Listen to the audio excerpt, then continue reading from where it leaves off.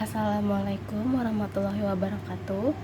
Saya Bunaya, motivator magang Bimba AIUEO Pondok Kacang Prima. Hari ini saya akan menjawab soal-soal tentang kurikulum dasar kedua.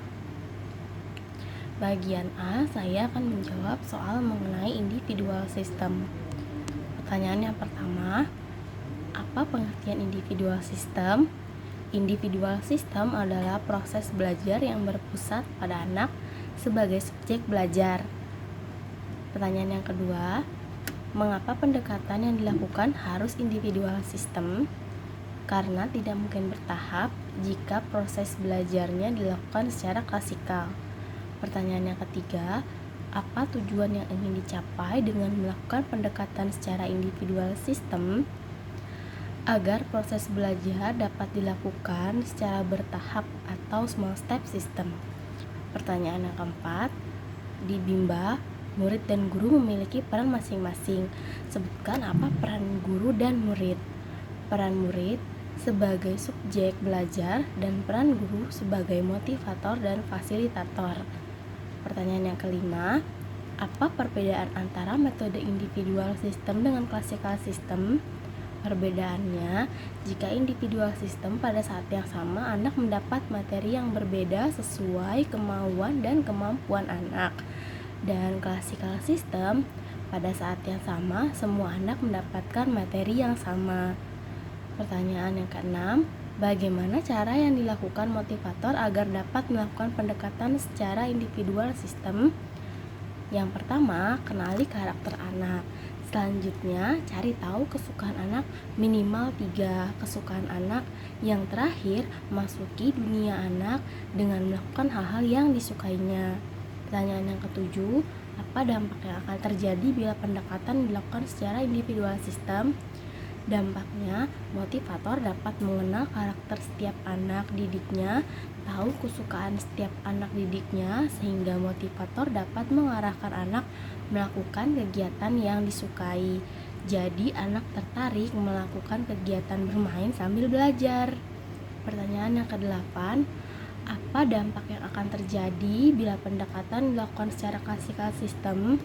Dampaknya anak menjadi merasa terpaksa ataupun terbebani ketika melakukan kegiatan bermain sambil belajar karena pendekatan yang dilakukan tidak sesuai dengan karakter dan kesukaan anak. Saya akan menjawab pertanyaan bagian B mengenai metode variation skill. Pertanyaan yang pertama, apa pengertian variation skill? Variation skill adalah kemampuan yang harus dimiliki oleh motivator dalam memvariasikan antara aspek belajar dengan kegiatan belajar. Pertanyaan yang kedua, mengapa kegiatan belajar harus divariasikan?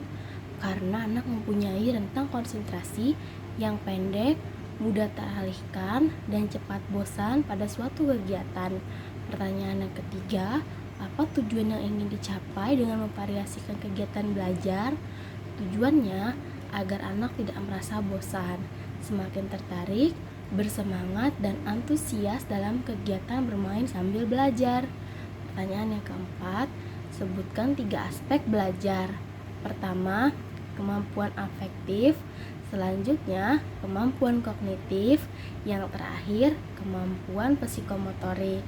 Pertanyaan yang kelima, kegiatan apa yang termasuk aspek kognitif? Yaitu kegiatan membaca dan berhitung. Pertanyaan yang keenam, kegiatan apa yang termasuk aspek afektif?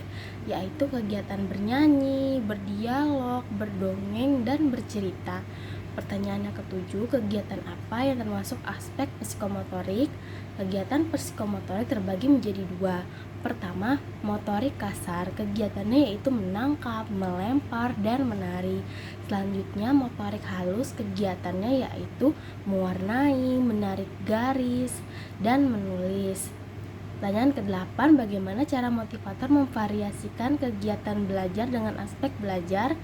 Dengan menerapkan teori Bandul, yaitu melakukan kegiatan prioritas dan kegiatan selingan. Kegiatan prioritas yaitu berbahasa Bimba, bermain modul baca Bimba, dan membaca buku cerita. Sedangkan kegiatan selingan yaitu mewarnai, menulis, menarik garis, dan matematika. Saya akan menjawab soal bagian C mengenai teori dasar dalam psikologi pendidikan. Pertanyaan yang pertama, apa yang dimaksud dengan the law of effect atau hukum akibat? Yaitu ketika kita melakukan suatu kegiatan yang menyenangkan, maka akibatnya akan diulang. Pertanyaan yang kedua, apa yang dimaksud dengan the law of exercise atau hukum latihan? Yaitu ketika suatu kegiatan yang terus diulang maka akan berdampak mampu. Pertanyaan yang ketiga, apa yang dimaksud dengan the law of readiness atau hukum kesiapan? Yaitu ketika seseorang semakin mampu maka semakin siap dan terampil. Sekian jawaban dari saya. Wassalamualaikum warahmatullahi wabarakatuh.